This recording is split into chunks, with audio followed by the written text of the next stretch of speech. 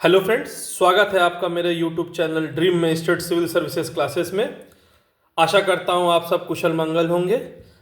आज मैं आपके पास आया हूं पेपर 6 जो उत्तर प्रदेश लोक सेवा आयोग ने 2 जुलाई को करवाया था यूपी स्पेशल का, उस पेपर को दिखाने और साथ ही साथ आपको ये भी बताने के लिए कि क्वेश्चन पेपर में कौन सा टॉपिक सिलेबस के किस टॉपिक से पूछा गया था।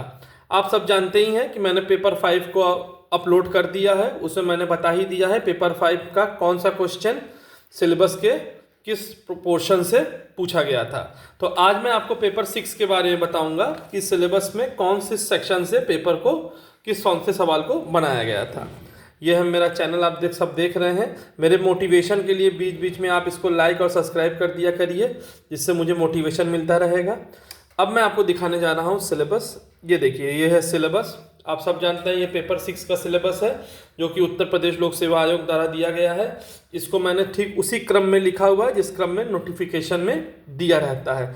सिर्फ अंतर इतना है कि मैंने इसको इंग्लिश और हिंदी दोनों में लिख रखा है, जिससे कि जो इंग्लिश मीडियम के हमारे स्टूडेंट हैं वो इसको इंग्लिश में देख लें, जो हिंदी मीडियम के हमारे स्टूडेंट हैं उसको ये हिंदी में देख लें। क्योंकि मेरा मानना हमेशा से यही रहा है कि लैंग्वेज किसी चीज़ का बैरियर नहीं हो सकता है।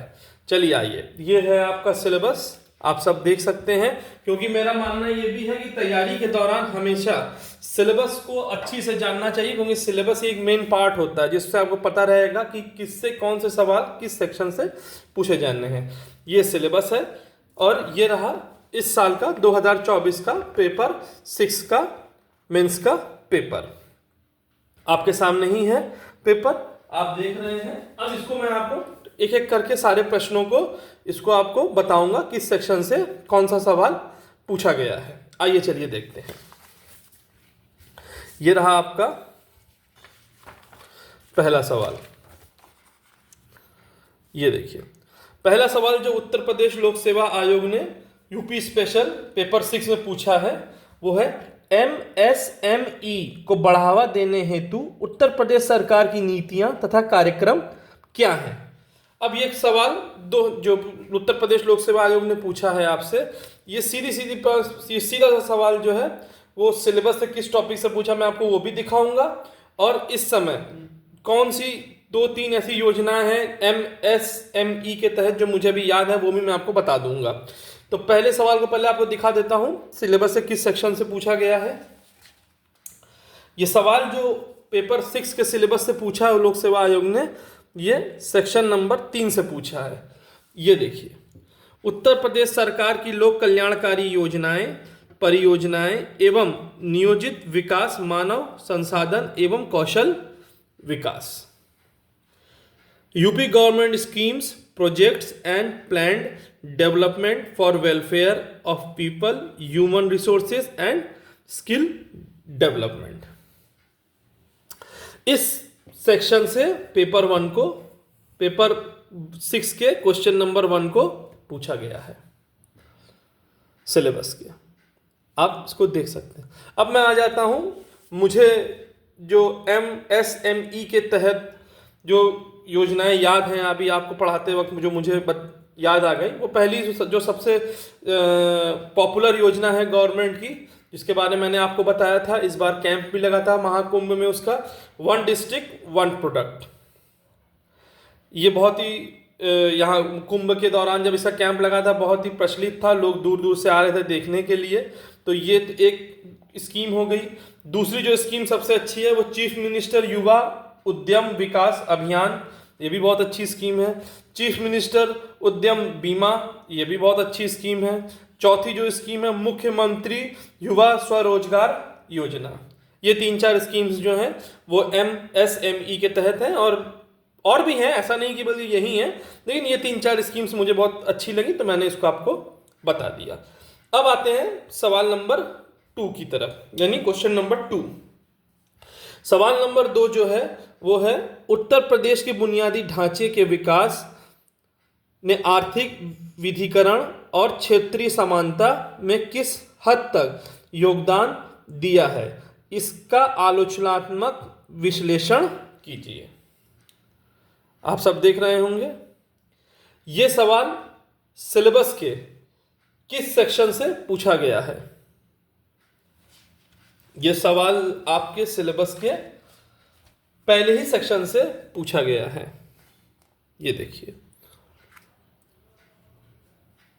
उत्तर प्रदेश का आर्थिक परिदृश्य, आर्थिक व्यवस्था एवं राज्य बजट की मुख्य विशेषताएं, बुनियादी ढांचा एवं भौतिक संसाधनों का महत्व। तो सिलेबस का जो पहला टॉपिक है उसी से इस प्रश्न को लिया गया है। Overview of economy of UP, main features of economy and state budgets, infrastructure, importance of physical resources. आइए तीसरे प्रश्न पे आता हूं। तीसरा प्रश्न जो पूछा गया है उत्तर प्रदेश लोक सेवा आयोग द्वारा, उत्तर प्रदेश के रामसार स्थलों को चिन्हित कीजिए एवं उनकी विशेषताओं का वर्णन कीजिए। पहले तो आप ये जानिए कि उत्तर प्रदेश में कितनी रामसार साइट्स हैं। तो उत्तर प्रदेश में 10 रामसार साइट्स हैं। फिर एक महत्वपूर्ण बात यह है कि रामसार साइट्स कहते किसे हैं? रामसार साइट्स उन्हें कहते हैं जिन वेटलैंडों को इंटरनेशनली इंपॉर्टेंट माना जाता है अकॉर्डिंग टू रामसार कन्वेंशन के थ्रू, उनको रामसार साइट्स कहा जाता है। अब सवाल यह है कि ये प्रश्न को सिलेबस के किस सेक्शन से पूछा गया है?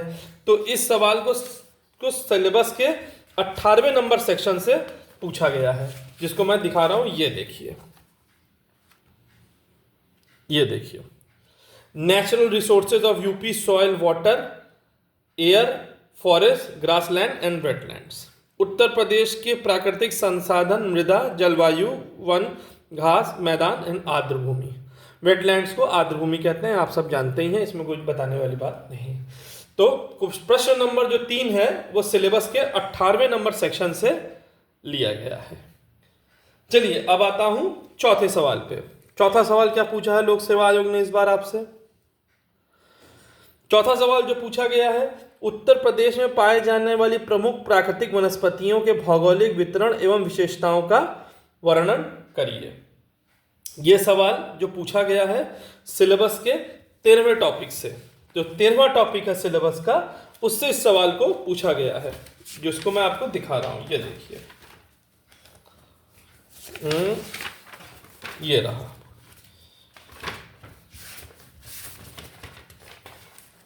ये देखिए,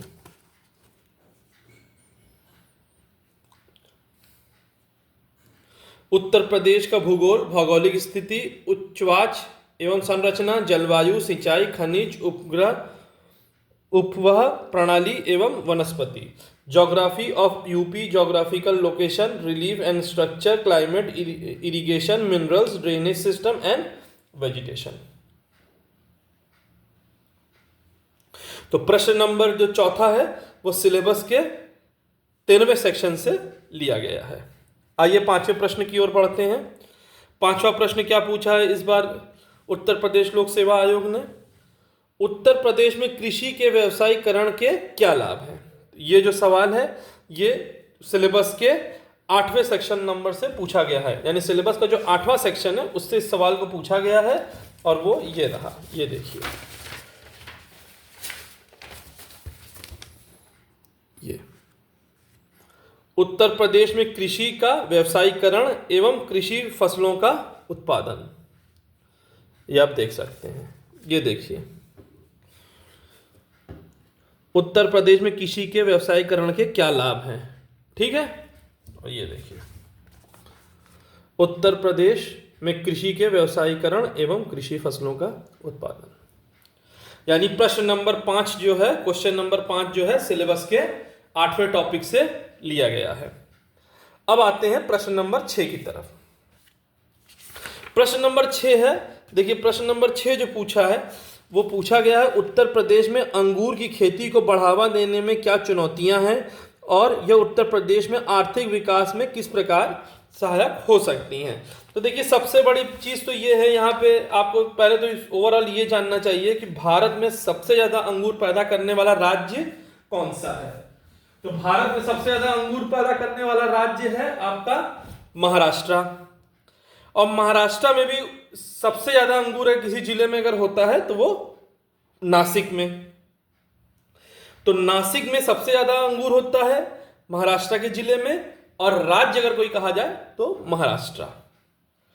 दूसरी बात है कि चुनौतियां क्या हैं, तो सीधी सी बात है, सबसे बड़ी चुनौती क्या है? बुनियादी ढांचा, फिर जागरूकता का अभाव, क्योंकि हमारे यहाँ जानकारी भी नहीं है, क्योंकि भाई ये हमारे राज्य का फल की पैदावार तो यहाँ होती नहीं है, महाराष्ट्र में होती है। तो बुनियादी ढांचे की कमी है, जागरूकता का अभाव है। फिर तीसरी सबसे बड़ी चीज क्या है?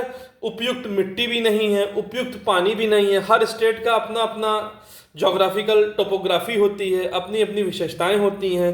तो यहाँ पे उपयुक्त पानी भी नहीं है, उपयुक्त मिट्टी भी नहीं है। पानी है, ऐसा नहीं है उत्तर प्रदेश में पानी की कमी है, जबकि महाराष्ट्र में उत्तर प्रदेश से ज़्यादा कमी है पानी की।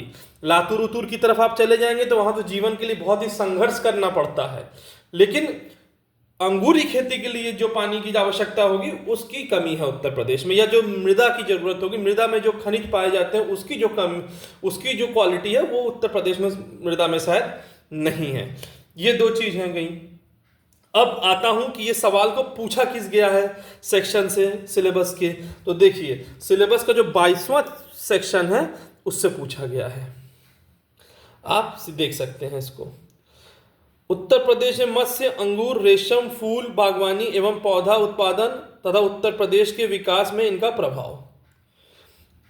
Aquaculture, viticulture, silviculture, floriculture, horticulture, aeroponic culture and UP. देख लीजिए साफ साफ इसमें दिया हुआ है। आइए अब एक सवाल इसमें और पूछा है कि इसमें उत्तर प्रदेश, ये जो सवाल है आपका इसमें 6वें में दिया, उसमें उत्तर प्रदेश की आर्थिक किस प्रकार सहायता हो सकती। तो आर्थिक सहायता ये हो सकती है कि जैसे अभी महाराष्ट्र ही केवल सबसे बड़ा पैदावार है इसकी, तो डिमांड बहुत ज़्यादा है उनसे। तो डिमांड जब ज़्यादा है तो कई बार ऐसी भी हो सकती है महाराष्ट्र सबकी आपूर्ति को पूरी तरह से नहीं कर पाता। इसको आप ऐसे लीजिए जैसे आपके क्षेत्र में कोई एक दुकान है जहाँ से आप सामान खरीदने जाते हैं और उसमें बहुत भीड़ होती है, और जिस सामान को आप लेने जाते हैं वो उस दुकान के अलावा किसी और में नहीं बिकता। लेकिन वहीं पे अगर एक दुकान और खुल जाए जहाँ वो सामान मिलने लगे तो लोग जो वहाँ से सामान नहीं पा रहे हैं भीड़ के कारण या कमी के कारण, तो लोग दूसरी दुकान की तरफ जाना शुरू कर देंगे। इससे क्या होगा, उस जो नई दुकान खुली है उसके पास ग्राहक आना शुरू कर देंगे, उसका विकास होने लगेगा, उसका डेवलपमेंट होने लगेगा, उसकी डिमांड बढ़ने लगेगी। ठीक उसी तरह से यूपी का भी है। यूपी भी अगर अंगूर की खेती करना शुरू कर देता है तो जिन राज्यों को महाराष्ट्र दे नहीं पा रहा है वो यूपी से मंगाएंगे। जब वो यूपी से मंगाएंगे तो निश्चित रूप से यूपी को इस चीज़ का वो पैसा देंगे। जब पैसा देंगे तो वो पैसा स्टेट में आएगा, जब स्टेट में आएगा तो राज्य सरकार उसको उत्तर प्रदेश के विकास कार्यों में लगाएगी, डेवलपमेंट में लगाएगी, योजनाओं में लगाएगी। तो सीधी सी बात है, इसमें कोई बहुत घुमा फिरा के सवाल नहीं है। अब हम आ जाते हैं 7वें प्रश्न की ओर। जो 7वां प्रश्न पूछा गया है उत्तर प्रदेश लोक सेवा आयोग द्वारा। तो 7वां प्रश्न जो पूछा गया है उसमें दिया है मौसम के पूर्वानुमान में सुधार के लिए उत्तर प्रदेश सरकार द्वारा अपनाई गई तकनीकी प्रगति का उल्लेख कीजिए। Mention the technological advancement adopted by the Uttar Pradesh government to improve the weather forecasting. आप लोग प्रश्न देख पा रहे होंगे अच्छे से जी। देखिए ये जो प्रश्न है ये थोड़ा सा क्या कहते हैं वेदर फॉरकास्टिंग से भी रिलेटेड सिलेबस में है। दूसरी चीज़ में है कि इसको आप तभी अच्छे से लिख पाएंगे जब आप थोड़ा सा करंट अफेयर से भी अपडेटेड रहेंगे। तो पहले तो मैं आपको बता दूं ये सवाल जो है सिलेबस के किस सेक्शन से पूछा गया है। तो ये सवाल जो है सिलेबस के 19वें सेक्शन से पूछा गया है। ये देखिए आप पहले सवाल देख लीजिए। मौसम के पूर्वानुमान में सुधार के लिए उत्तर प्रदेश सरकार द्वारा अपनाई गई तकनीकी प्रगति का उल्लेख कीजिए। Mention the technological advancement of adopted by Uttar Pradesh government to improve the weather forecasting. ठीक है, आपने देख लिया है। अब ये टॉपिक देख लीजिए। उत्तर प्रदेश के जलवायु परिवर्तन एवं मौसम पूर्वानुमान से संबंधित मुद्दे, climate and change and weather forecasting issues in UP. तो जो ये सवाल पूछा गया है 7वां सवाल वो सिलेबस के 19वें सेक्शन से पूछा गया है। अब छोटी मोटी जानकारी भी आपको शेयर कर देता हूं जो मुझे पता है। पहली चीज तो उत्तर प्रदेश सरकार ने वेदर फॉरकास्टिंग के लिए 3 टेक्नोलॉजिकल चीज़ों को अडॉप्ट किया है। पहला जो अडॉप्ट किया है Doppler weather radars. Doppler weather radars आपको अच्छे से पता है रेडार का मतलब क्या होता है। कोई भी समस्या जब आती है तो पहले से जिसको चिन्हित करके आपको बताती है उसको रेडार सिस्टम कहा जाता है। तो ये डॉपलर वेदर रेडार्स। दूसरा जो सबसे इंपॉर्टेंट चीज उत्तर प्रदेश सरकार ने किया है ऑटोमेटिक वेदर स्टेशंस बनाए हैं। और तीसरा जो इन्होंने एक सिस्टम बनाया है वो है भारत फॉरकास्ट सिस्टम। ये बहुत ही इंपॉर्टेंट चीज है, इसको याद रखिएगा। भारत फॉरकास्ट सिस्टम ये इंडिजीनियस है। और दूसरी बात है इसको बनाने में IITM, तो निश्चित रूप से IIT मद्रास नहीं है ये। इसको जो बनाया है इसको बनाया गया है Indian institute of tropical metrology जो कि पुणे में महाराष्ट्र में है। कई लोग IIM या IITM सोच लेते हैं कि शायद Indian institute of technology Madras, ये कंफ्यूजन होता है। कई लोग सोचेंगे कि IITM, तो नहीं, इंडियन इंस्टीट्यूट टेक्नोलॉजी मद्रास नहीं है ये है Indian institute of tropical metrology. तो बहुत ही बारीकी वाली चीजें हैं, इनको आपको देखना है। इन सब चीजों को कई बार क्या होता है कि हल्के में लोग लेते हैं इन सब चीजों को, सोचते हैं कि नहीं, कंफ्यूजन होता है IITM Indian institute of technology Madras नहीं। आप इसके विषय में और भी जानकारी ले सकते हैं, लेकिन मोटी मोटी जानकारी मैं आपको दे रहा हूं। परेशान होने की जरूरत नहीं है, जब क्लासेस लेना शुरू करूंगा तब सारी बातों को अच्छे से डिफाइन करूंगा। और 2025 में जितने लोग भी UPPCS का मेंस दे रहे हैं, विश्वास करिए उनके मेंस स्टार्ट होने से पहले मैं पूरा सिलेबस आपको कंप्लीट कराऊंगा, ठीक है। क्योंकि मैं ये चैनल जो है बिजनेस के पर्पस पे नहीं चला रहा हूं, मैं ये चैनल केवल और केवल इंफॉर्मेशन को शेयर करने के लिए चला रहा हूं। मेरे पास जो जानकारियां हैं, मैं जो चीज़ें पढ़ रहा हूं, मैं चाह रहा हूं कि और लोग भी और मेरे भाई हैं वो भी इसको जाने और भी इनको वो करें। मैं कोई बिजनेस पर्पस में और कोई कोर्स लॉन्च करने के पर्पस में इसको नहीं चलाना चाह रहा हूं। आइए अब आते हैं 8वें सवाल की तरफ। 8वां जो सवाल है वो पूछा क्या गया है। 8वां जो सवाल है विज्ञान और प्रौद्योगिकी के नवाचारों को बढ़ावा देने के लिए उत्तर प्रदेश सरकार की क्या नीतियां हैं। What are the policies of the government of Uttar Pradesh to promote the innovation in science and technology. तो सीधी सी बात है, साइंस एंड टेक्नोलॉजी आप देख ही रहे हैं, इसमें कुछ बताने की अलग से जरूरत नहीं है। विज्ञान और प्रौद्योगिकी टॉपिक आपने देख ही लिया है।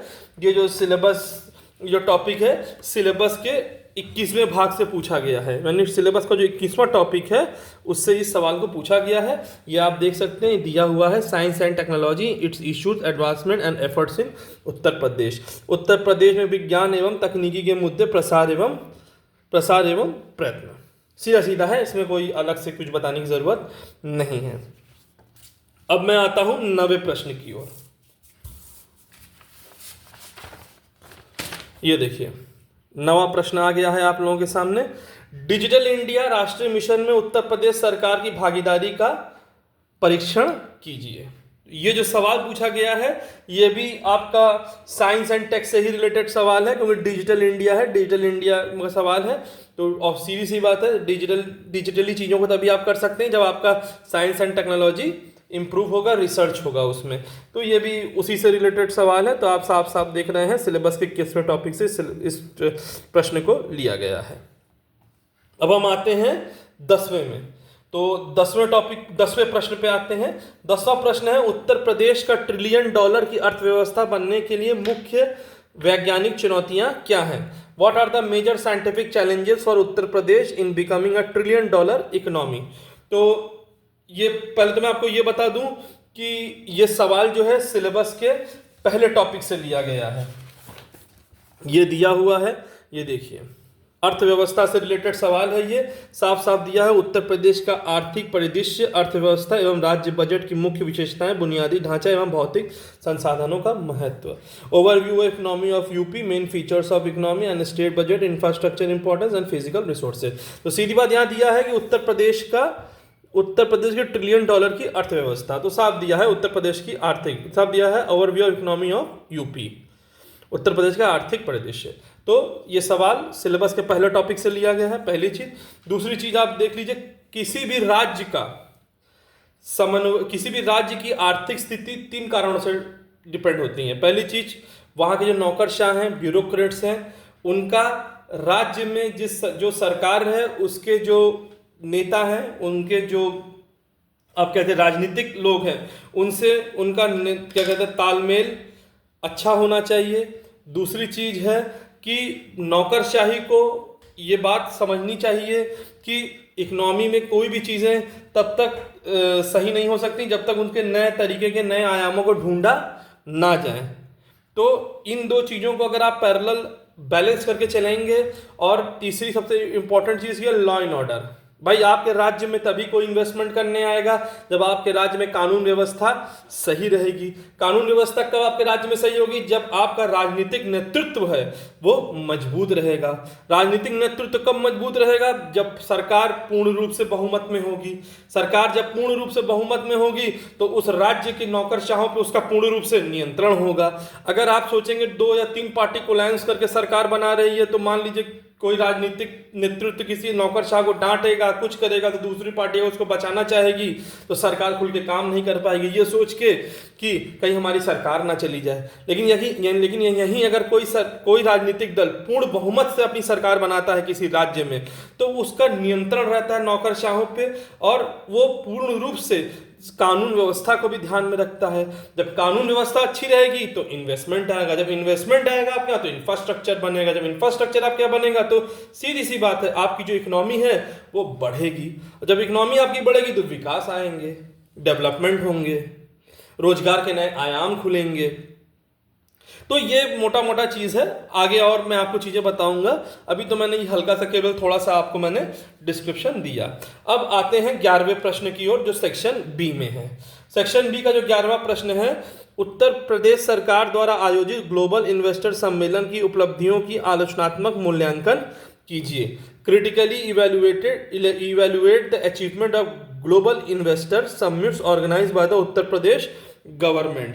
तो ये जो सवाल है ये सिलेबस के चौथे सेक्शन से पूछा गया है, सीधा सीधा दिया हुआ है ग्लोबल इन्वेस्टमेंट के उसमें। तो ये देखिए, ये सिलेबस का जो चौथा सेक्शन है उससे सवाल को बनाया गया। Investment in UP, issues and impact, Uttar Pradesh में निवेश मुद्दे एवं प्रभाव। सीधा प्रश्न है, कोई इसमें बहुत ज़्यादा मैं घुमा फिरा के इसको नहीं पूछा गया है। अब आते हैं आपके 12वें प्रश्न पर। 12वां प्रश्न जो है आपका, देखिए, उत्तर प्रदेश राज्य के बजट 2025-26 में प्रमुख कल्याणकारी योजनाओं का परिचय दीजिए। Introduce the major welfare schemes in Uttar Pradesh state budget 2025 and 26। तो पहली चीज तो इसको पढ़ने के लिए, इसको उत्तर देने के लिए अच्छे से आपको बजट की जानकारी होनी चाहिए, बजट का अच्छे से आपको विवेचना करनी चाहिए, उसके बाद आप इस प्रश्न का जवाब दे सकते हैं। लेकिन मैं आपको ये भी बताऊंगा इस सिलेबस किस सेक्शन से इसको लिया गया है, और 2-4 जो कल्याणकारी योजनाएं मुझे याद है मैं उसको भी आपको बता दूंगा। तो पहले तो आपको बता दूं कि ये जो प्रश्न है, 12वां जो प्रश्न है, 12th जो क्वेश्चन है सेक्शन बी का, ये सिलेबस के पहले भाग से लिया गया है। साफ साफ दिया हुआ है, देखिए एकदम साफ दिया हुआ है, राज्य बजट, उत्तर प्रदेश का आर्थिक परिदृश्य, अर्थव्यवस्था एवं राज्य बजट, सीधा दिया हुआ है। Overview the economy of UP, main features of economy and state budget, ये हो गया, इसमें आपको पता चल गया। अब 2-4 जो काफी ज्यादा बजट में इस साल का जो बजट था उसमें 2-4 मुझे जो सबसे ज्यादा कल्याणकारी योजनाएं लगी उसके बारे में आपको बता दूं। सबसे ज्यादा जो मुझे इस बार अच्छी योजना सरकार की लगी वो किसान ड्रोन योजना, बहुत ही अच्छी योजना है। उत्तर प्रदेश ऐसा पहला राज्य है जो इस योजना को लागू कर रहा है। अब ये इस योजना के तहत कोई भी किसान जो खेती करना चाहता है उसको सरकार 60% सब्सिडी में ड्रोन अवेलेबल करवाएगी। सोचिए, डिजिटल फार्मिंग भी हो रही है, इसको आपको देखना, देखिए डिजिटल फार्मिंग भी हो रही है साथ साथ। तो ये योजना मुझे सबसे अच्छी लगी। दूसरा एक योजना मुझे और अच्छी लगी, दिव्यांगजन भरण पोषण योजना। और तीसरी जो योजना सभी जानते हैं, मुख्यमंत्री आवास योजना। और भी योजनाएं हैं कल्याणकारी, और भी योजनाएं हैं, लेकिन सबसे ये जो 3 योजनाएं अभी मुझे याद आ गई तो मैं बता दिया आपको। और किसान ड्रोन योजना तो इसलिए मुझे याद आ गई क्योंकि ये डिजिटल फार्मिंग है, कुछ हट के है, तो ये थोड़ा सा मुझे याद इसलिए क्योंकि अक्सर इंसान कुछ अच्छी चीज़ों को भूल नहीं पाता। इंसान की एक फितरत होती है, जब उसके साथ बहुत कुछ अच्छा देख लेता है तो उसको भी नहीं भूल पाता, जब वो कुछ बहुत नेगेटिव देख लेता है, खराब देख लेता है, तो वो भी उसको भूल नहीं पाता। तो ये योजना मुझे बहुत अच्छी लगी, सरकार की बहुत अच्छी योजना लगी मुझे, डिजिटल फार्मिंग का मुझे प्रयास लगा, तो इसलिए ये योजना मुझे याद है। और मैं प्रयास करूंगा जी, जो भी लोग मेरे परिचित के हैं, जो भी मेरे जान पहचान के लोग हैं जो फार्मिंग करते हैं, किसानी करते हैं, अगर उनको इस जो योजना के बारे में जानकारी नहीं है तो मैं उनको इस योजना के बारे में जानकारी भी दूंगा, जिससे वो डिजिटली फार्मिंग भी कर सकें। चलिए अब आते हैं 13वें प्रश्न की ओर। तो 13वां प्रश्न पूछा गया है वो ये है, उत्तर प्रदेश में वन्य जीव अभयारण्यों का वर्णन कीजिए, इनमें से कौन सा अभयारण्य लुप्त प्राय प्रजातियों के संरक्षण के लिए महत्वपूर्ण है। Describe the wildlife sanctuaries of Uttar Pradesh which of this sanctuaries are crucially for conservation of endangered species. देखिए ये पूर्ण रूप से इन्वायरमेंट का क्वेश्चन है। इंडेंजर्ड स्पीसीज होता है, हाईली इंडेंजर्ड स्पीसीज भी होता है। जो लोग फॉरेस्ट्री पढ़े होंगे, बायोलॉजी पढ़े होंगे, उनको पता होगा ये चीज। इंडेंजर्ड स्पीसीज भी होता है, हाईली इंडेंजर्ड स्पीसीज भी होता है, थ्रेटन स्पीसीज भी होता है। तीन चीजें इनको भी बताऊंगा आपको, इसने तो केवल इंडेंजर्ड स्पीसीज ही कहा है। तो चलिए पहले आपको दिखा दूं कि 13वां प्रश्न सिलेबस से किस सेक्शन से पूछा गया है। तो 13वां प्रश्न जो आपके पूछा गया है वो आपके सिलेबस के 14th सेक्शन से पूछा गया है, इन्वायरमेंट वाले टॉपिक से। ये देखिए, national parks and wild life sanctuaries in UP. जब आप नेशनल पार्क और वाइल्ड लाइफ सेंचुरीज हम यूपी पढ़ेंगे तब आप जानेंगे कि वाइल्ड लाइफ सेंचुरीज में कौन सी स्पीसीज थ्रेटन है, कौन सी स्पीसीज हाईली इंडेंजर्ड है और कौन सी स्पीसीज इंडेंजर्ड है। ठीक है, तो ये सवाल जो है आपका जो ये 14th जो 13th क्वेश्चन है वो सिलेबस के 14th टॉपिक से लिया गया है। अब हम आते हैं आपके 14th क्वेश्चन पे, पेपर के 14th क्वेश्चन पे। ये देखिए पेपर के 14th क्वेश्चन पे अब आ जाते हैं। 13 वाला आप सब समझ गए होंगे। 13वां वाला जो क्वेश्चन है इन्वायरमेंट का, इंडेंजर्ड स्पीसीज वाला, ये सिलेबस के 14th टॉपिक से लिया गया है। अब हम आ जाते हैं आपके 14th क्वेश्चन पे। 14th क्वेश्चन जो है, उत्तर प्रदेश में भौगोलिक प्रदेशों में विभक्त कीजिए, उत्तर प्रदेश को भौगोलिक प्रदेशों में विभक्त कीजिए और इनकी भौगोलिक, आर्थिक और सांस्कृतिक महत्व को समझाइए।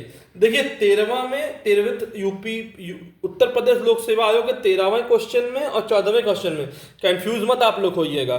जो 13th क्वेश्चन है जो इंडेंजर्ड स्पीसीज वाला, उत्तर प्रदेश वन्य जीव अभयारण्य का वर्णन कीजिए, इसमें कौन से अभयारण्य लुप्त प्राय प्रजातियों के संरक्षण के लिए महत्वपूर्ण है। जो 13th क्वेश्चन है ये वाला, ये सिलेबस के 14th टॉपिक से लिया गया है। इसको मैं 14th टॉपिक से लिया गया है।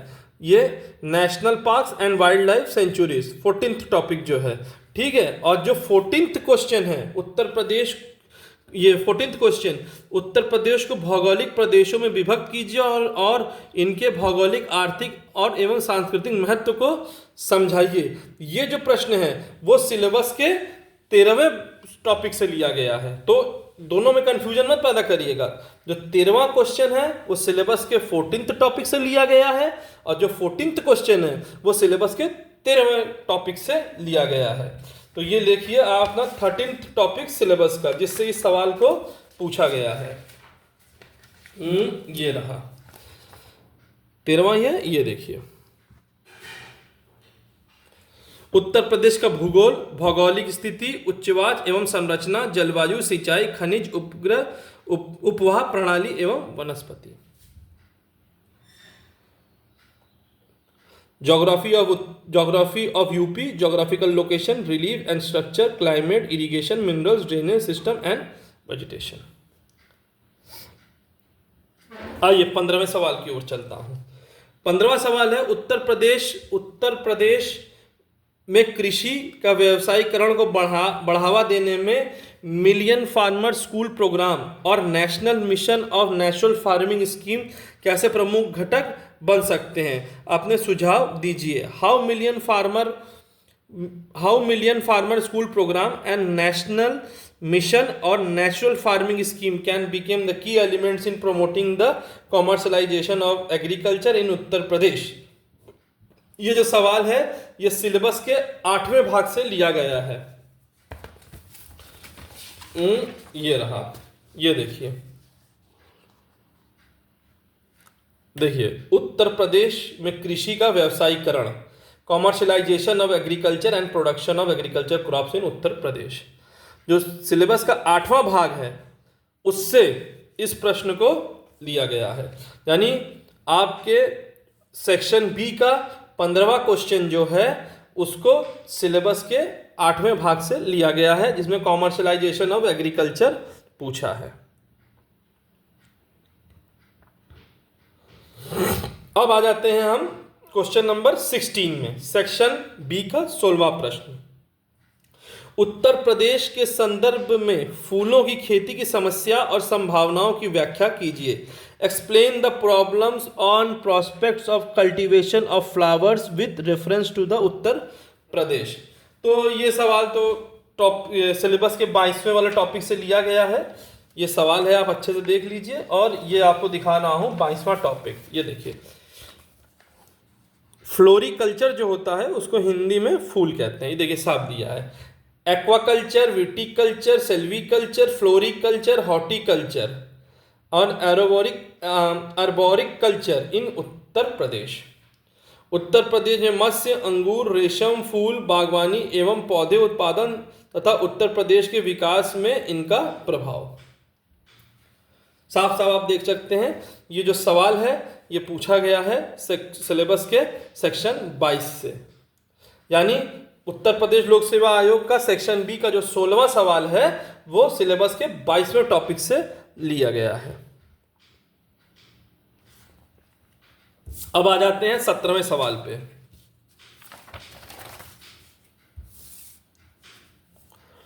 यह है आपका 17वां सवाल, 17th क्वेश्चन।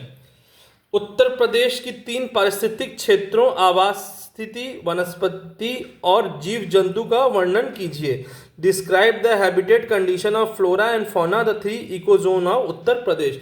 एक इन्वायरमेंट का क्वेश्चन है, आप सब समझ ही गए होंगे, फ्लोरा और फौना का वर्णन आ चुका है। तो और ये जो 17वां क्वेश्चन है इन्वायरमेंट का, ये सिलेबस का 20वां जो टॉपिक है उससे पूछा गया है। ये देखिए, इसको ध्यान दीजिएगा, flora and fauna. Describe the habitat condition of flora and fauna and 3 ecozone of Uttar Pradesh. ठीक है, आप इसको देखना है। ये देखिए, habitat and ecosystem structure and function, adjustment of flora and fauna with reference to UP.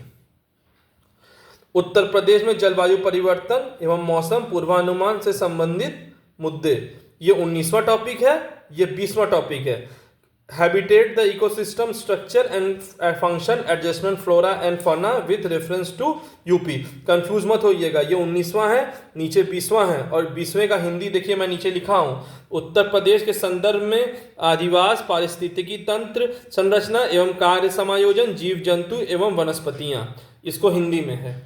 यानी 20वां टॉपिक की इंग्लिश ऊपर लिखी हुई है और हिंदी नीचे लिखी हुई है।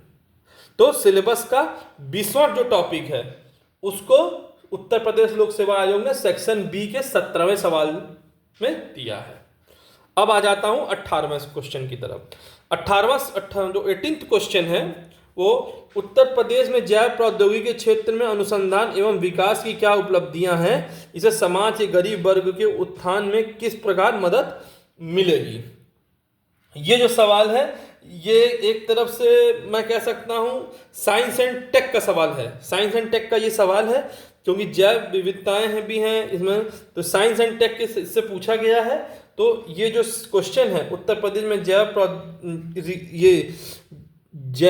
प्रौद्योगिकी, what are the research and development and achievement in biotechnology in Uttar Pradesh. देखिए, जहाँ रिसर्च एंड डेवलपमेंट की बात आती है वहाँ साइंस एंड टेक की बात आती है।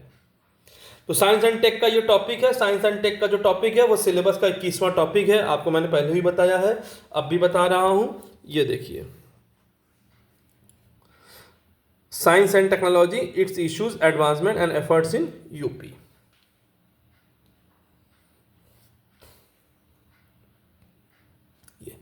तो ये सिलेबस के 21वें टॉपिक से इस प्रश्न को बनाया गया है।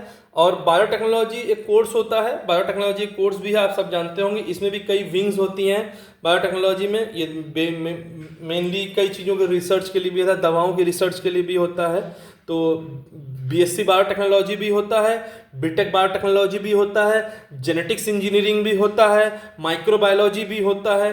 तो ये एक साइंस टेक का रिसर्च का विषय है। जितना आप इसमें रिसर्च करते जाएंगे उतना इसकी चीज़ें होती जाएंगी।